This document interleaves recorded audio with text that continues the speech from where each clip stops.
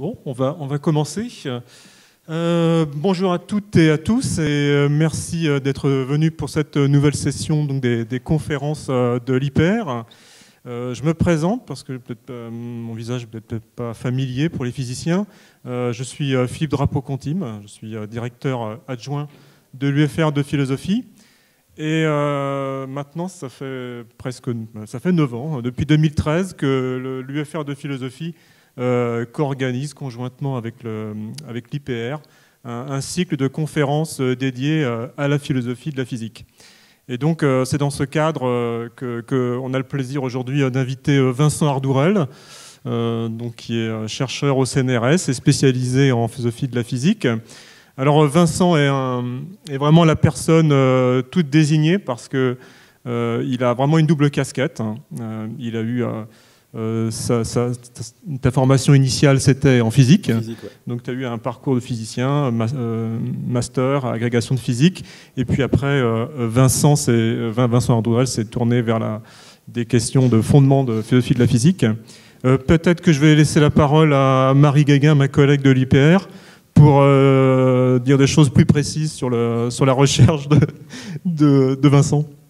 Avec plaisir. Et donc, le travail de Vincent regroupe plusieurs des thèmes qui sont chers à la philosophie des sciences, et notamment celui de la représentation du temps dans les théories et les modèles physiques. Cet intérêt décline à travers plusieurs des questions de recherche qui ont animé ces récentes publications. Par exemple, comment des lois irréversibles dans le temps peuvent être dérivées à partir des équations qui sont elles-mêmes réversibles. Comment on peut substituer à une notion continue de temps un paramètre t dans nos modèles qui, lui, est discret. Ou enfin, comment la discrétisation de ce paramètre temps ou des équations différentielles qu'on trouve dans les modèles numériques peut impacter la stabilité des résultats obtenus par calcul numérique. Donc Vincent a publié un livre en 2018 aux éditions Vrin, du calcul sur ordinateur à la mécanique discrète. Et c'est un grand plaisir et un grand honneur de l'avoir avec nous aujourd'hui. Donc merci Vincent. Merci beaucoup Marie et Philippe pour cette invitation. Alors, une partie de mes recherches en philosophie des sciences porte sur le réductionnisme en physique, c'est-à-dire sur la question de savoir si l'on peut réduire les théories physiques qui décrivent les phénomènes que l'on observe à des théories physiques plus fondamentales.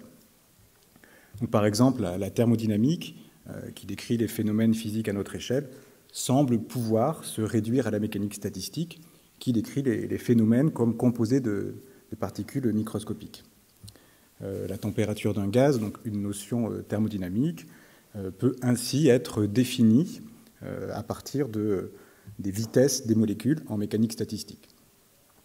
Alors, dans le détail, il n'est pas si facile que ça de retrouver toute la thermodynamique à partir de la mécanique statistique, et cela fait justement l'objet de débats en philosophie des sciences. En tout cas, c'est dans le cadre de ces recherches sur le réductionnisme que je m'intéresse au mouvement brownien dont je vais parler aujourd'hui. Alors, quelques mots d'introduction tout d'abord. Et pour commencer, qu'est-ce que le mouvement brownien ? Donc, c'est le mouvement de particules en suspension dans un fluide, un phénomène que l'on peut observer sous microscope. Et dans ce cas, on observe des mouvements très désordonnés, des mouvements erratiques qui ne s'arrêtent jamais. Alors, ce phénomène est bien connu et il est dû à la nature moléculaire de l'eau. Il s'explique par les chocs incessants des molécules d'eau sur cette particule. Les molécules du fluide ne cessent de s'entrechoquer et entrent ainsi en collision avec la particule brownienne, ce qui conduit à ces mouvements très désordonnés. Alors voici une vidéo montrant le mouvement brownien pour des microbilles dans l'eau à température ambiante, à vitesse réelle. Donc c'est des microbilles d'1 micromètre de diamètre. Alors on ne voit pas ici évidemment les molécules d'eau, elles sont trop petites. L'eau nous apparaît ici comme un milieu continu. Voici maintenant une simulation numérique du mouvement brownien, cette fois-ci d'une seule particule, la boule jaune. Donc son mouvement est dû aux collisions avec les petites particules noires qui représentent les molécules du fluide et dont les mouvements sont décrits par les équations de la mécanique classique. Et donc on voit ici la trajectoire du centre de la boule se dessiner. Alors, ces mouvements erratiques conduisent à des trajectoires qui s'apparentent à des marches aléatoires, des marches au hasard pour cette particule. Alors, une image que l'on peut prendre, hein, c'est celle d'un individu qui, ayant perdu la mémoire, se déplacerait un coup à droite, un coup à gauche, en oubliant à chacun de ses pas la direction qu'il vient juste de prendre. Cette figure-là est tirée du livre Les atomes de Jean Perrin, donc, paru en 1913, et elle représente donc, la trajectoire d'un mouvement brownien à partir d'expériences faites avec ses étudiants, mais j'y reviendrai tout à l'heure. Alors venons-en maintenant au problème que pose ce mouvement brownien. L'étude de ce phénomène soulève en effet une question vraiment importante pour les fondements de la mécanique statistique. Et je cite ici un physicien théoricien contemporain, Christian Beck, à ce propos. Un problème fondamental, nous dit-il, de la mécanique statistique est la question de savoir comment un comportement aléatoire peut apparaître à partir des équations déterministes du mouvement. Et il continue. Considérons par exemple une particule brownienne dans un liquide. Au niveau microscopique, l'évolution temporelle de la trajectoire est entièrement déterminée par les équations hamiltoniennes du mouvement décrivant toutes les molécules du liquide, c'est-à-dire les équations du mouvement de la mécanique classique, qui sont des équations déterministes. Néanmoins, à plus grande échelle, nous observons un comportement stochastique, c'est-à-dire un comportement aléatoire, bien décrit par le processus de Wiener. Donc l'étude du mouvement brownien pose ainsi un problème pour les fondements de la mécanique statistique, mais qui, me semble-t-il, peut aussi intéresser les philosophes des sciences. Il pose en effet la question des relations entre les différentes équations de la physique qui décrivent des comportements à des échelles différentes. Et il pose aussi la question de la compatibilité de ces descriptions. Alors même que le comportement macroscopique est aléatoire, le comportement des particules à l'échelle microscopique, lui, est déterministe. Alors ce problème relève en philosophie des sciences du réductionnisme interthéorique, c'est-à-dire de la question de la réduction entre les théories physiques. Alors il y a une longue tradition, notamment à partir des travaux de Nagel sur la question de savoir, de Ernest Nagel, sur la question de savoir si l'on peut réduire une théorie physique qui décrit les phénomènes à notre échelle à une théorie physique plus fondamentale. Et c'est l'unité de la physique qui est en jeu ici. Est-ce que la physique pourrait se ramener à une seule grande théorie fondamentale ou, au contraire, est-ce qu'on doit concevoir la physique comme un ensemble de théories autonomes, indépendantes les unes des autres? Alors, le réductionnisme est une notion qui recouvre des approches très différentes, selon que l'on s'intéresse au réductionnisme dit ontologique, épistémologique, explicatif, méthodologique. Et ces questions se posent aussi d'ailleurs différemment selon les spécialités, en philosophie de la biologie ou en philosophie de la physique, par exemple. Alors, je reviendrai un peu plus tard dans l'exposé sur le réductionnisme. Mais pour être clair dès le début, dans cette communication, dans ces travaux, je me limite à la notion de réductionnisme épistémologique interthéorique, c'est-à-dire à la réduction d'une théorie physique à une autre, et ce, en l'occurrence, à la réduction de certaines équations donc de la thermodynamique statistique et de l'hydrodynamique, qui décrivent les phénomènes à notre échelle, aux équations de la mécanique classique, qui vont décrire les phénomènes à l'échelle des molécules. Alors nous verrons qu'il y a aussi des débats au sein même de la philosophie de la physique sur le type de réductionnisme interthéorique que l'on doit adopter. Et pour ma part, je me placerai dans le cadre conceptuel proposé par le philosophe des sciences Robert Baterman. Mais nous y reviendrons par la suite. Donc voici le plan de l'exposé. Je vais commencer par revenir sur le mouvement brownien en présentant notamment comment on l'obtient à partir d'un modèle important en physique, l'équation de Langevin. Et j'insisterai en particulier sur le fait que cette équation de Langevin mobilise une force aléatoire. Je m'intéresserai ensuite à une autre dérivation du mouvement brownien établie récemment par des mathématiciens et qui ne repose pas sur une force aléatoire. Et j'analyserai enfin les conséquences de cette dérivation mathématique pour le réductionnisme en physique. Et je montrerai que si on a bien une dérivation rigoureuse du mouvement brownien à partir des lois de la mécanique classique, il semble cependant difficile de soutenir une conception réductionniste à partir de ces travaux, du moins sans apporter quelques nuances. Donc, commençons par le mouvement brownien. Et je vais d'abord présenter rapidement quelques étapes historiques pour se repérer, importantes concernant ce phénomène. Alors, il ne s'agit pas ici de faire une histoire du mouvement brownien. Je vous ai mis quelques références si ça vous intéresse. Il y a notamment cet article de Bertrand Duplantier sur lequel je m'appuie ici. Alors, le mouvement brownien, comme vous le savez, a été mis en évidence par Robert Brown au début du XIXe siècle, un botaniste écossais, qui publie en 1828 un article qui s'intitule « Bref compte rendu des observations microscopiques faites dans les mois de juin, juillet, août 1827 sur les particules contenues dans les pollens des plantes et sur l'existence générale des molécules actives dans les corps organiques et inorganiques ». Alors Brown rapporte ainsi l'observation de mouvements erratiques, non pas de grains de pollen, mais de particules contenues dans les pollens, ainsi que les mouvements de particules issues de matières organiques et inorganiques. Alors juste un mot sur ces observations. Pour Brown, ces mouvements appartenaient à la particule elle-même. Donc, ces mouvements devaient trouver leur cause dans ce qu'il appelait des molécules actives contenues dans ces particules, mais dont la nature n'est pas discutée dans son article de 1828. Cependant, à la suite de critiques, Brown précise l'année suivante, dans un autre article, qu'il ne s'agit pas de particules animées, pour écarter toute interprétation vitaliste, alors même que sur ce point, il est vrai, il n'est pas complètement clair dans son article de 1828. Alors, à noter que Brown n'est pas le premier à avoir observé de tels mouvements. Ils ont très certainement été observés au moins dès le XVIIIe siècle sous microscope. Et en tout cas, en 1827, il y a aussi un autre botaniste français, Adolphe Brongniart, qui rapporte des observations similaires, et pour lequel il identifie notamment que la température a une grande influence sur ces mouvements. Les mouvements, nous dit-il, sont plus marqués, plus importants, sont d'autant plus importants, d'autant plus marqués que la température est élevée. Alors, par la suite, dans les années 1860, on comprend que le mouvement brownien est dû aux collisions, au choc des molécules du fluide. Alors, l'idée que les gaz sont constitués d'atomes et de molécules n'est pas nouvelle, mais l'hypothèse atomiste et moléculaire n'est pas encore admise chez tous les scientifiques au XIXe siècle. Et l'étude du mouvement brownien va justement jouer un rôle important et décisif pour établir cette hypothèse atomique.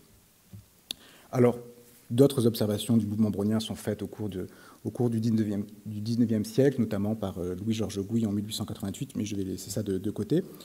Et je vais passer tout de suite à une contribution majeure pour l'étude du mouvement brownien, qui est celle d'Albert Einstein.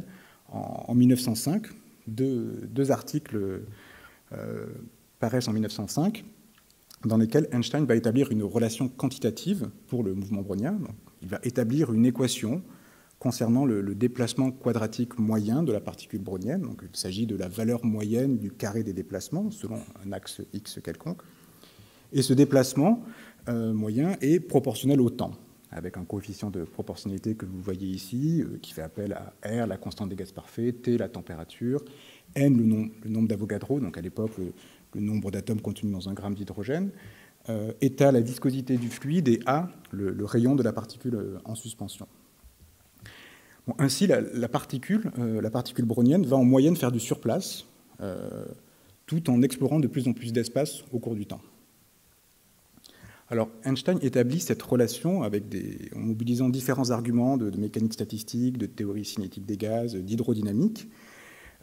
Et d'ailleurs, petite parenthèse historique, cette relation a été découverte la même année en Australie par un autre physicien, William Sutherland, avec d'ailleurs une méthode similaire à celle d'Einstein. Fin de la parenthèse.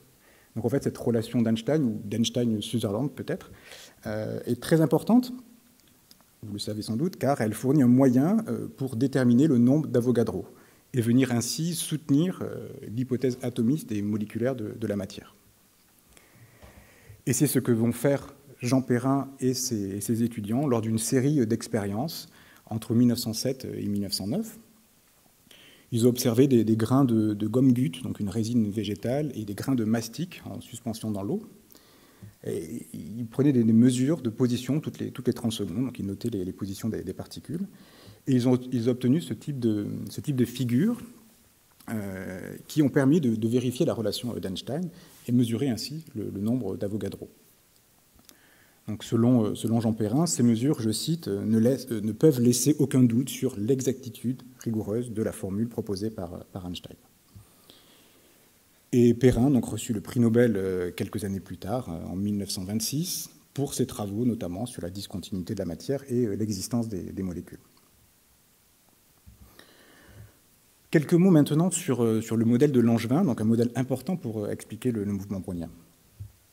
Donc on a vu Einstein établit sa loi de déplacement en 1905, et 3 ans après, donc en 1908, le physicien français Paul Langevin va proposer une autre dérivation, une autre démonstration de la relation d'Einstein.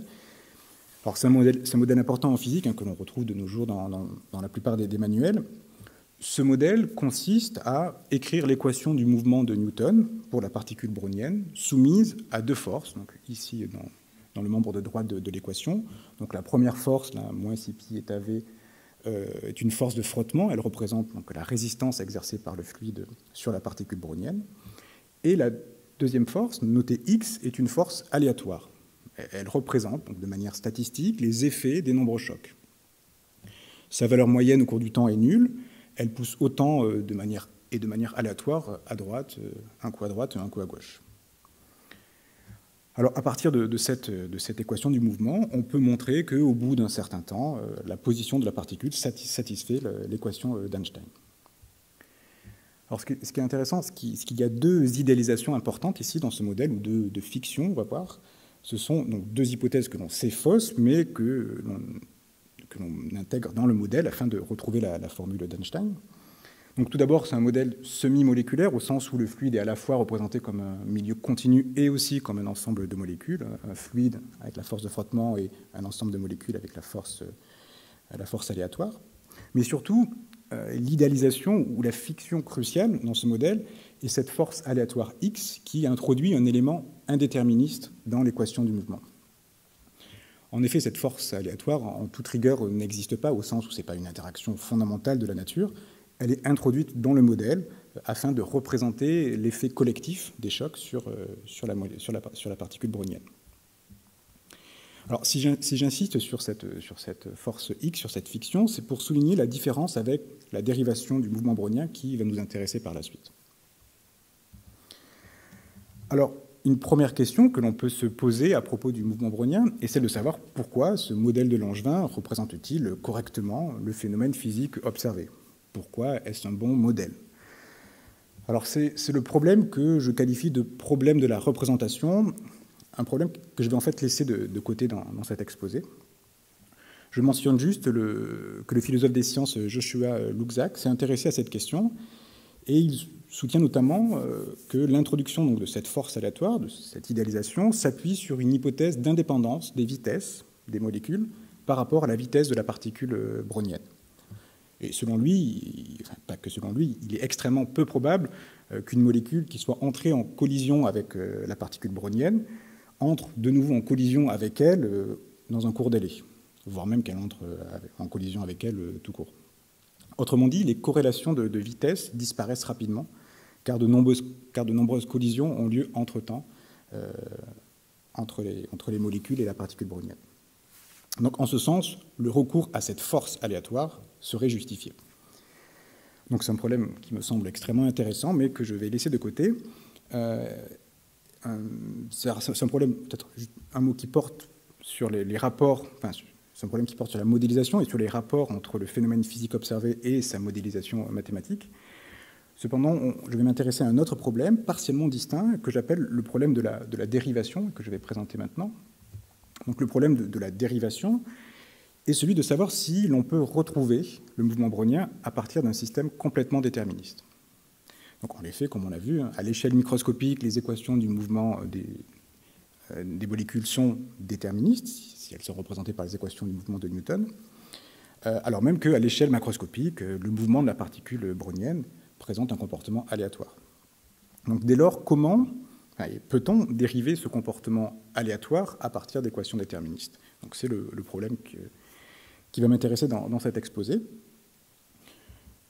Un dernier mot, avant de rentrer dans le cœur de l'exposé, une dernière précision à propos de l'expression mouvement brownien. Quand on parle de mouvement brownien, on peut vouloir parler soit du phénomène observés au microscope et dont la nature en fait est précise et assez compliquée. Ou alors on peut vouloir parler de la représentation mathématique du phénomène observé, donc cette représentation qui satisfait l'équation d'Einstein.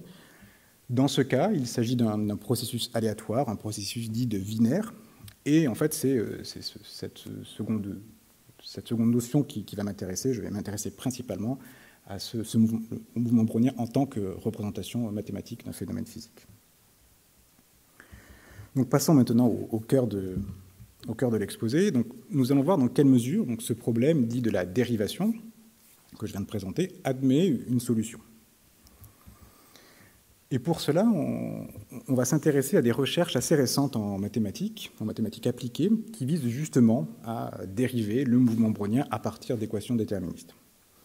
Alors, ces travaux ont été conduits par 3 Français, donc Thierry Bodino de l'École Polytechnique, Isabelle Gallagher de l'Université Paris-Cité de l'ENS et Laure Saint-Raymond de l'ENS de Lyon. Cette dérivation mathématique a été publiée en 2016 dans la revue Inventiones Mathematicae et constitue vraiment un véritable tour de force mathématique. Elle fait, il me semble-t-il, d'ailleurs partie des résultats qui ont contribué à la médaille d'argent du CNRS pour Isabelle Gallagher en 2016. Et ce travail mathématique n'est pas passé non plus inaperçu auprès du grand public, puisqu'il a reçu en 2017 le prix du journal grand public La Recherche, dont le rédacteur Philippe Pajot titrait « 3 mathématiciens sont parvenus à décrire le mouvement aléatoire de particules de gaz en partant d'un système déterministe ». Et cet enthousiasme est partagé aussi par Laurent Desvillettes, donc un mathématicien de l'Université Paris-Cité qui travaille aussi sur des sujets très proches, et je le cite, « Un aspect remarquable dans ce résultat, c'est qu'en partant d'équations déterministes, les équations de sphères dures qui s'entrechoquent, donc de billes qui s'entrechoquent, ils sont parvenus à montrer qu'après un temps long, on aboutit à un processus aléatoire qui n'a pas de mémoire, le brownien. » Et enfin, selon les 3 mathématiciens, les auteurs de cette dérivation, ce résultat est le tout premier résultat décrivant le mouvement brownien comme la limite d'un système classique déterministe de particules en interaction. Alors, cette dérivation me semble particulièrement intéressante pour la philosophie des sciences, et ce pour au moins 2 raisons. Premièrement, elle ne fait pas appel à une force aléatoire pour la dynamique de la particule brownienne. La dynamique microscopique est complètement déterministe. Deuxièmement, cette dérivation nécessite différentes limites mathématiques, donc des quantités qui tendent vers l'infini, afin d'obtenir le mouvement brownien. En particulier, il faut faire tendre le nombre de molécules d'eau vers l'infini. Ce nombre est évidemment fini dans la nature, même s'il reste très élevé. Et on va voir que ces limites mathématiques sont cruciales pour cette dérivation et doivent être analysées pour comprendre l'apparition d'un comportement aléatoire. Alors, je ne vais pas présenter cette démonstration mathématique ici, mais essayer juste d'en dégager la structure générale avant d'en analyser certains aspects. Alors, l'idée générale consiste à partir d'un système de n billes, de n sphères dures, de petit diamètre d, qui évolue et s'entrechoque donc, selon les équations du mouvement de Newton. Et ces billes donc, représentent les molécules du fluide. On va leur décrire ce système de manière globale grâce à l'équation de Liouville, donc une équation qui décrit l'évolution du système dans l'espace des phases, donc cet espace mathématique des positions et des vitesses pour le système. Et donc là, c'est le système à l'échelle microscopique, tout en haut. On va ensuite décrire ce système en faisant une sorte de premier zoom arrière sur ce système, donc c'est l'étape 1, qui va nous conduire à l'échelle mésoscopique ou l'échelle intermédiaire. Dans ce cas-là, le système y est décrit à l'aide d'une équation de la théorie cinétique des gaz, l'équation de Boltzmann linéaire. Cette étape 1 mobilise une limite mathématique sur laquelle je vais revenir et qui s'appelle la limite de Boltzmann-Grad et qui est en fait la limite des gaz très dilués. On va ensuite faire un deuxième zoom arrière sur ce système et passer à l'échelle, au 3e niveau, à l'échelle macroscopique, c'est l'étape 2. Donc c'est l'échelle où on retrouve un milieu continu pour les fluides, et le système est alors décrit à l'aide des équations donc, de la thermodynamique et de l'hydrodynamique, et on retrouve en particulier l'équation de la chaleur et le mouvement brownien. Alors cette étape 2 mobilise aussi une limite mathématique sur laquelle je reviendrai, qui s'appelle la limite hydrodynamique. Et donc, en résumé, en partant d'un ensemble d'équations déterministes, on dérive le mouvement brownien en mobilisant deux limites mathématiques qui correspondent à chaque fois à une sorte de zoom arrière sur ce système. Comment? Alors, n, c'est le nombre de particules, de molécules d'eau, n, et d, c'est leur diamètre. Et je vais y revenir aussi, et n, donc, mais je vais préciser ce qu'est cette limite dans quelques diapos. Alors, comment ce processus aléatoire, donc pour le mouvement brownien, apparaît dans cette dérivation, étant donné que, comme je l'ai dit, on ne suppose aucune force aléatoire dans la dynamique microscopique. Cela peut sembler en effet très surprenant qu'un comportement aléatoire puisse ainsi émerger d'équations déterministes sans qu'on y injecte d'une manière ou d'une autre une certaine forme de hasard. Alors la réponse à cette question n'est malheureusement pas simple, mais une piste de recherche consiste à s'intéresser de plus près au passage d'une échelle physique à une autre. Ces passages supposent en effet de faire tendre certaines quantités vers l'infini, et on va voir que ce sont notamment ces quantités qui tendent vers l'infini qui sembleraient être responsables de l'apparition de ce comportement aléatoire. Alors, plus précisément, je soutiens la thèse ou la proposition selon laquelle la limite de Boltzmann-Grad, donc cette limite des gaz très dilués, utilisée dans l'étape 1 pour passer du micro au méso, joue un rôle crucial dans l'apparition du caractère aléatoire. Et c'est d'ailleurs en fait la position des mathématiciens eux-mêmes, les auteurs de cette dérivation, je les cite, à la limite de Boltzmann-Grad, nous disent-ils, la mémoire du système est perdue. Donc cette limite, c'est la limite pour laquelle ce nombre n de billes tend vers l'infini, leur diamètre d tend vers 0, tout en maintenant le produit nd carré constant, qui peut être interprété comme le taux de collision, donc le nombre de collisions pour une particule par unité de temps. Alors cette limite de Boltzmann-Grad, et peut-être qu'on y reviendra dans les questions, est très importante dans un autre contexte aussi en philosophie de la physique, celui du problème de l'apparition de l'irréversibilité ou de la flèche du temps, puisque cette limite est utilisée pour démontrer le théorème H et pour dériver l'équation de Boltzmann. Mais bon, je laisse ce point de côté. Alors, pourquoi cette limite de Boltzmann-Grad serait-elle responsable de l'apparition de ce comportement aléatoire? Je pense qu'il y a au moins deux raisons qui expliquent l'apparition de ce comportement. Cette limite comporte elle-même donc deux limites, le diamètre qui tend vers 0, le diamètre des particules qui tend vers 0, et leur nombre qui tend vers l'infini. Et chacune de ces deux limites, et peut-être même les deux en même temps, conduisent à la perte de mémoire déterministe. Donc, on va d'abord examiner la limite où le diamètre de ces billes, de ces sphères dures, tend vers 0, c'est-à-dire où les billes tendent vers des points matériels. Et pour cela, je m'appuie sur l'analyse de John Norton, que l'on retrouve en fait ailleurs, notamment chez les mathématiciens Oscar Landford et François Goltz, ou aussi chez le philosophe des sciences Giovanni Valente. Et en fait, cela n'a rien de très compliqué. En un mot, les collisions deviennent indéterministes quand le diamètre devient nul. Donc, si on considère la collision entre deux sphères dures, pour déterminer les trajectoires après collision, il faut déterminer 6 quantités, les 3 composantes des vitesses après collision pour chacune des deux billes, des deux sphères dures. Or, pour pouvoir déterminer ces vitesses, il faut avoir au moins autant d'équations que d'inconnues, on dit. Et dans ce cas, on a bien 6 équations. Une équation pour la conservation de l'énergie, 3 pour la conservation de la quantité de mouvement, et 2 équations qui sont données par la condition que la quantité de mouvement transférée doit être orthogonale au plan de contact. Donc, autrement dit, si on connaît la position et la vitesse initiale des sphères dures qui vont entrer en collision, leur trajectoire après collision est parfaitement déterminée. En revanche, quand le diamètre tend vers 0 et quand il atteint 0, quand il est nul, on n'a plus de plan de contact entre les deux sphères dures bien définies, et donc on perd 2 équations. Donc on a toujours 6 inconnus, mais on n'a que 4 équations. Donc les trajectoires après collision ne sont plus déterminées comme elles étaient avant. Et ce qui pousse John Norton à dire que toute collision est devenue indéterministe.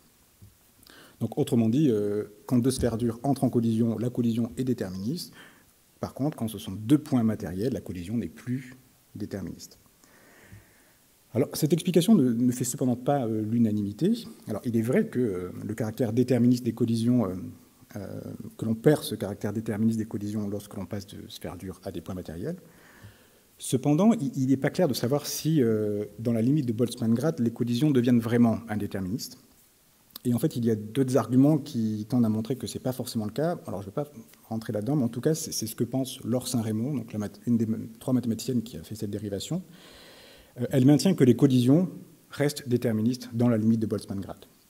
Et en effet, ce n'est pas évident de pouvoir isoler comme ça la limite quand le diamètre tend vers 0 de la limite de Boltzmann-Grad.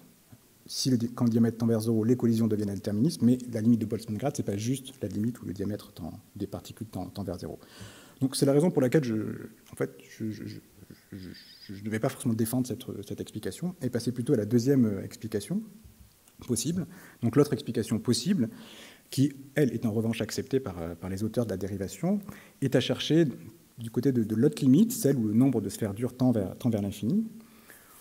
On peut en effet montrer que, dans ce cas, le nombre de recollisions tend vers 0. Alors, qu'est-ce qu'une recollision? Donc, une recollision se produit lorsque 2 sphères dures, 2 billes qui sont entrées en collision par le passé, et ce même indirectement, via des collisions en chaîne avec d'autres molécules.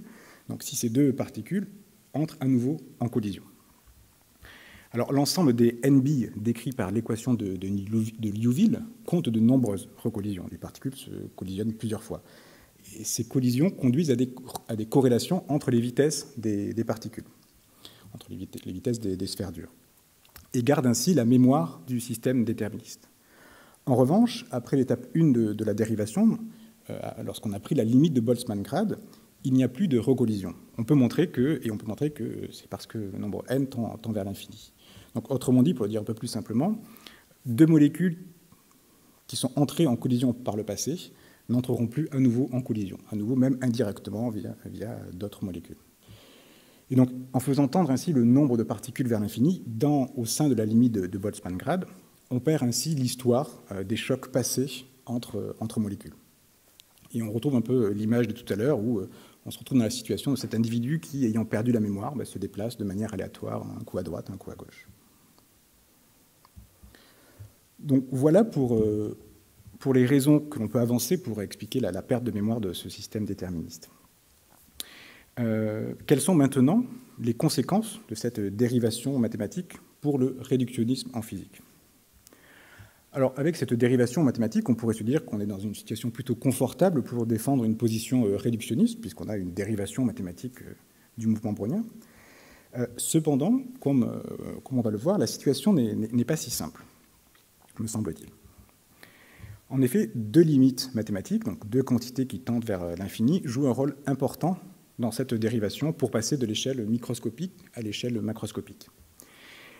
Or, nous allons voir que le recours à ces limites pourrait être un obstacle à une approche réductionniste du mouvement brownien. Alors, pour bien comprendre cette situation, il faut revenir à l'approche de Nagel. Donc, selon cette approche, la réduction interthéorique correspond à la déduction logique ou la dérivation logique des lois d'une théorie à partir des lois d'une théorie plus fondamentale.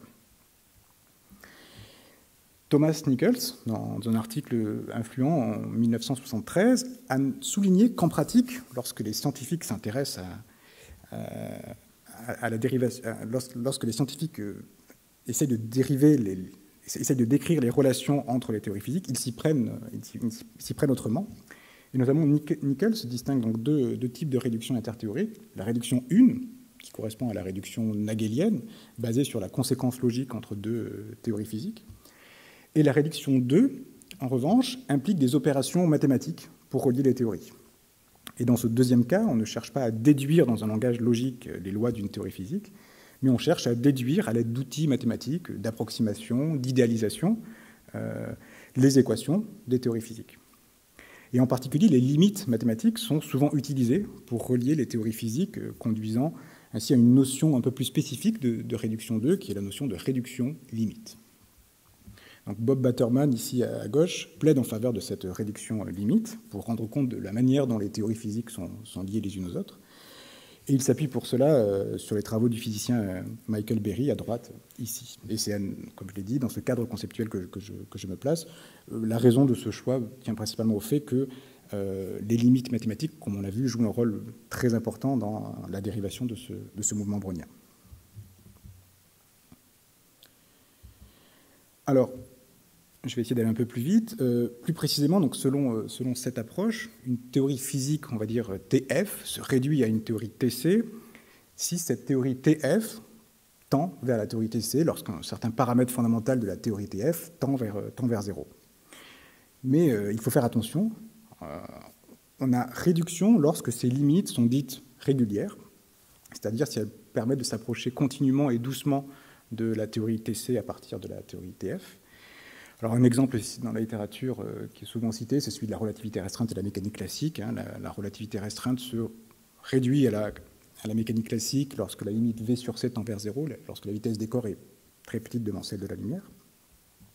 En revanche, on n'a pas de réduction si les limites sont dites singulières, c'est-à-dire si le comportement du système, lorsque ce petit paramètre epsilon tend vers 0, si ce comportement est très différent du comportement du système lorsque epsilon est égal à 0, une sorte de saut quand on arrive à epsilon qui est égal à 0.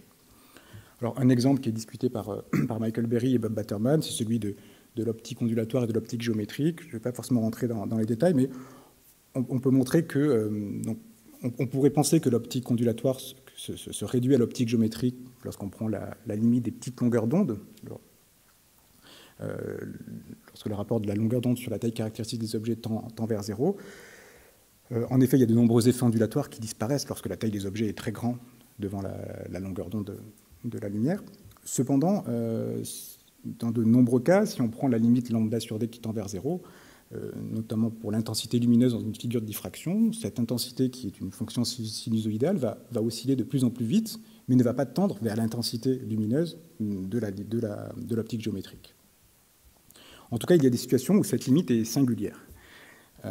Et cette situation, il y a d'autres exemples aussi qui sont donnés par Bob Batterman et Michael Berry, notamment lorsqu'on cherche à passer de la mécanique quantique à la mécanique classique, en faisant tendre la constante de Planck H vers 0, ou encore lorsqu'on cherche à passer de la mécanique statistique à la thermodynamique, en prenant la limite thermodynamique.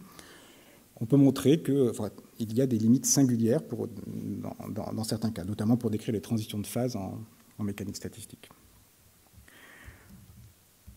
Alors, ici, j'avais deux exemples de limites régulières et de limites singulières, mais comme je vois que le temps file, je vais peut-être, sauf s'il y a des questions à la fin, pouvoir y revenir, mais si la distinction n'est pas suffisamment claire entre limites régulières et limites singulières, je pourrais revenir sur ces deux exemples. Mais je vais peut-être tout de suite passer au cas de la dérivation du mouvement brownien. On a vu en effet qu'elle mobilisait deux limites, donc la limite des gaz très dilués dans l'étape 1 et la limite où le taux de collision tend vers l'infini dans l'étape 2. Et la question qui se pose assez naturellement, puisqu'on essaie de savoir de la nature de ces limites, sont-elles régulières ou sont-elles singulières, puisqu'on a vu que si les limites étaient régulières, alors on pouvait assez facilement défendre la thèse selon laquelle il y avait une réduction. Si les limites étaient singulières, c'était plus compliqué. Alors, commençons par la limite de Boltzmann-Grad, cette limite des gaz très dilués. Donc on a vu qu'elle était responsable de la perte du comportement aléatoire, du comportement déterministe, dans le mouvement brownien. Alors la question de savoir si elle est singulière ou régulière, c'est pas forcément très simple, et j'ai pas encore fait d'avis définitif sur ce sujet, mais il me semble qu'il y a quand même plutôt des arguments en faveur d'un comportement singulier pour cette limite de Boltzmann-Grad. Et c'est notamment le cas si l'on s'intéresse à une propriété des équations qui sont reliées par cette limite dans l'étape 1. Donc, quand on passe de l'équation de Liouville à l'équation de Boltzmann, ici linéaire, c'est la propriété de la réversibilité temporelle ou de l'invariance par renversement du temps. Les équations de Liouville, qui sont les équations de la mécanique classique, sont réversibles, elles sont invariantes par renversement du temps, même si n est très grand, même si le nombre de particules est très grand, aussi grand que l'on veut, les équations sont réversibles. En revanche, lorsque l'on prend la limite de Boltzmann-Grad, lorsqu'on arrive à l'équation de Boltzmann linéaire, cette équation n'est plus réversible, elle n'est pas invariante par renversement du temps. Et on passe de l'une à l'autre en faisant tendre le nombre de particules vers l'infini. Donc on passe d'un comportement réversible, pour n arbitrairement grand, à un comportement irréversible.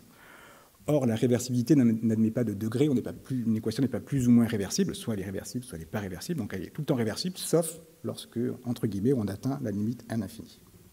Donc c'est en ce sens qu'on peut dire que la limite de Boltzmann-Grad est une limite qui est singulière. Il y a une sorte de nouveau comportement à la limite. En tout cas, ce qui est certain, c'est que la deuxième limite, pour passer du méso au macro, la limite hydrodynamique, est une limite qui est singulière. Donc, je rappelle, c'est la limite qui permet de passer de l'équation de Boltzmann linéaire au mouvement brownien. Donc, si on introduit le paramètre epsilon, qui est l'inverse du paramètre alpha de tout à l'heure, donc le taux de collision qui tend vers l'infini, c'est pareil que epsilon qui tend vers 0.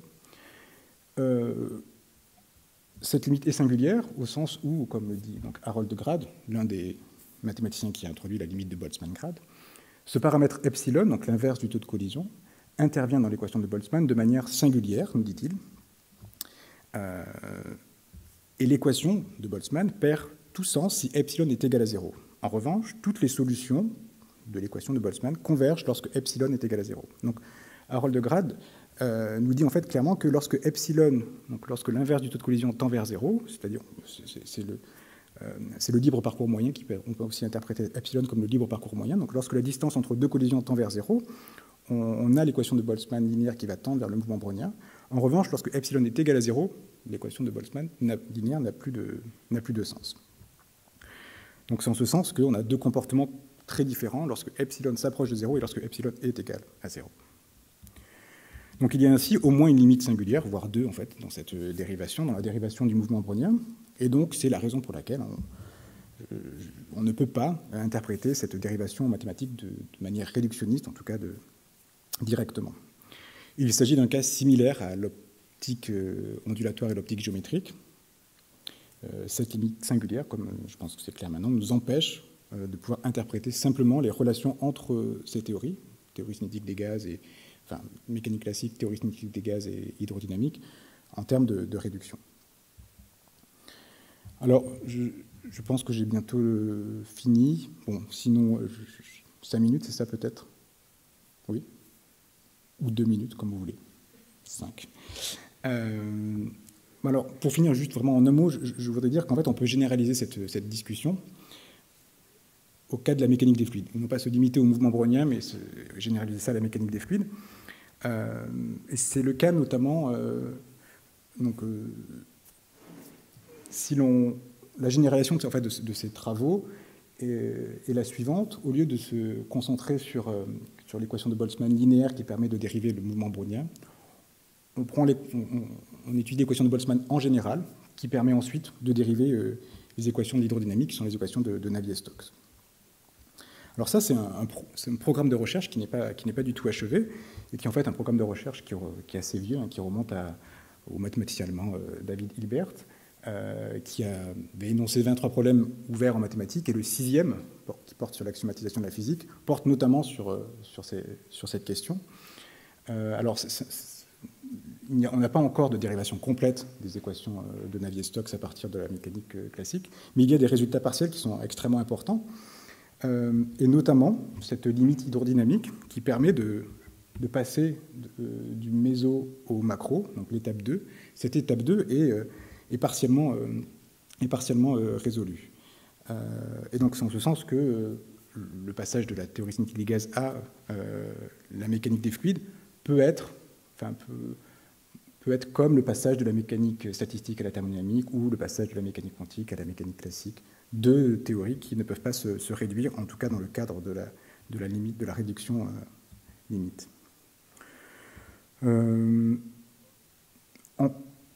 En conclusion, vraiment, en un mot, peut-être juste souligner la différence en fait, entre la dérivation du mouvement brownien dont j'ai parlé, faite par ces mathématiciens, et celle que l'on connaît avec les manuels de physique, à partir du modèle de Langevin. Ces deux approches sont en fait très différentes. Il y a une approche de physicien, qui est en fait tirée du modèle de Langevin, et une approche de mathématicien, celle que l'on a présentée jusqu'à maintenant. Et en fait, ça vient vraiment de deux communautés scientifiques très différentes, qui ont des objectifs en fait, qui sont assez différents.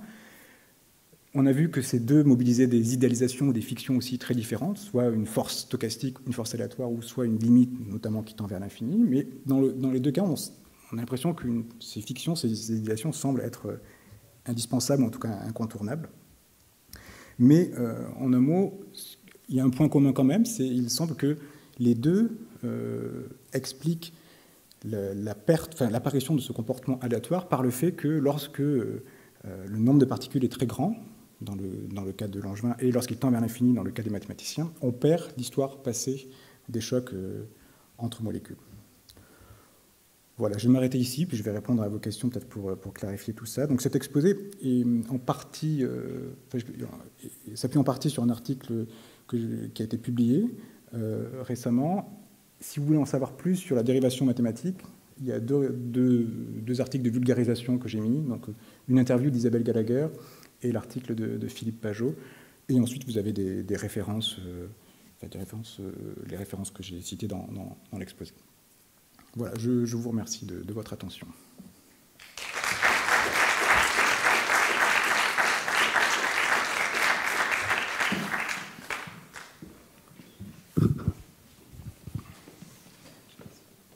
Hein? Oui, si tu veux. Vincent, ça ne te dérange pas les questions en anglais? Non. Peut-être so you can, if you're more comfortable doing so, you can ask questions in English to our speaker. But maybe the audience is shy and I can start. Oui, donc je voulais vous poser une question. D'abord, merci pour cet exposé, c'était très clair et très, très stimulant. J'avais une question sur le... Donc on a vu qu'il y a d'un côté le modèle de Langevin qui repose sur des idéalisations pour retrouver la relation d'Einstein et dans un certain sens, ces idéalisations peuvent bloquer une possible réduction interthéorique. D'un autre côté, on a un autre concept de réductionnisme de Nichols qui s'appuie sur la notion d'approximation. Donc ma question, c'est est-ce que l'idéalisation en elle-même bloque toujours, est toujours une objection fatale au réductionnisme? Et en lien avec le deuxième concept de réductionnisme, est-ce qu'on peut faire une démarcation claire entre approximation et idéalisation qui permettrait de comprendre la distinction entre ces deux concepts de réductionnisme? Oui, alors effectivement, c'est compliqué cette question, mais il y a évidemment des débats en philosophie des sciences à propos de savoir, comment interpréter notamment ces quantités qui tendent vers l'infini. Est-ce qu'on doit les interpréter comme des fictions, comme des idéalisations, ou comme des approximations que l'on peut plutôt interpréter comme des outils mathématiques qui décrivent un système comme des outils mathématiques et non pas comme des entités dans un modèle. En fait, moi, j'ai pas forcément d'avis sur cette question, mais j'ai bien conscience que c'est compliqué. En tout cas, dans ce travail, j'essaye de mettre cette question un peu de côté. Peut-être à tort, peut-être que ça permettrait d'éclairer ces questions, mais j'ai quand même l'impression qu'on peut essayer de savoir si on dérive, si le mouvement brownien se réduit aux lois de la mécanique classique qui sont déterministes, sans vraiment à statuer sur entre idéalisation et approximation pour ces limites infinies. Mais bon, peut-être qu'il va falloir que j'y aille quand même dans ces débats.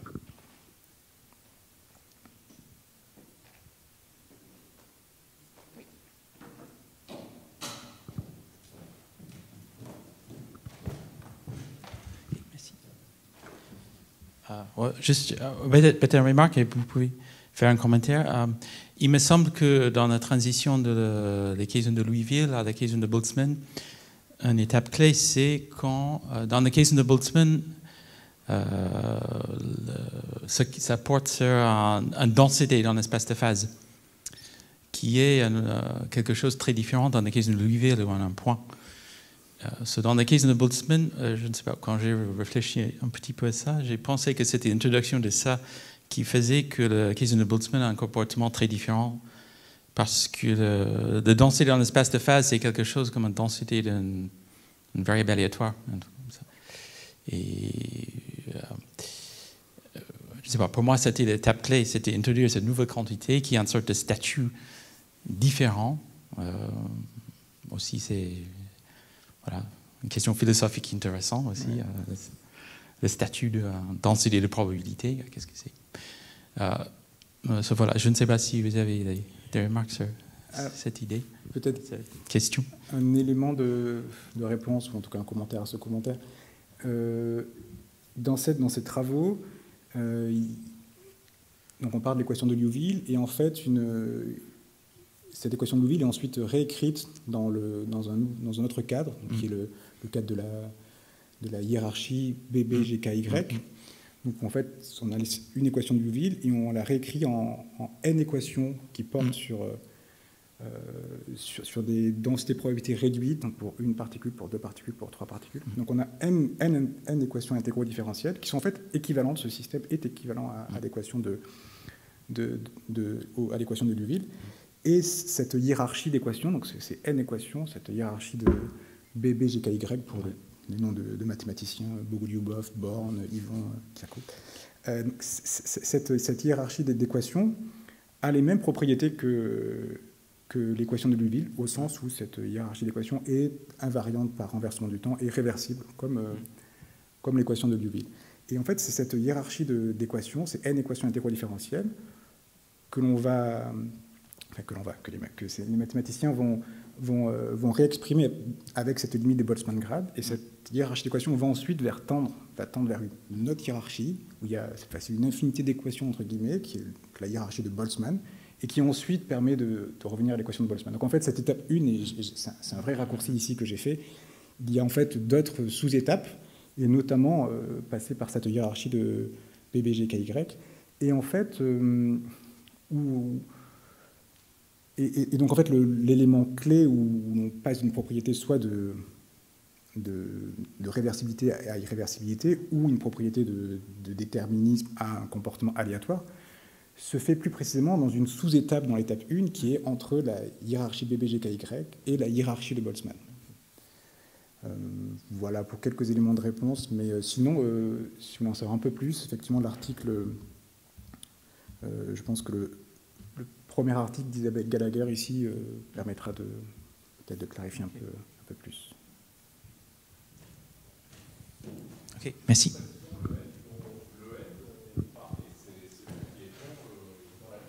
Oui, tout à fait. Oui, c'est ça. Tout à fait.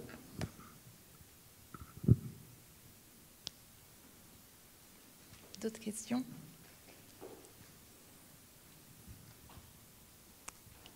Alors, on va remercier notre speaker. Merci beaucoup, Vincent. Merci beaucoup.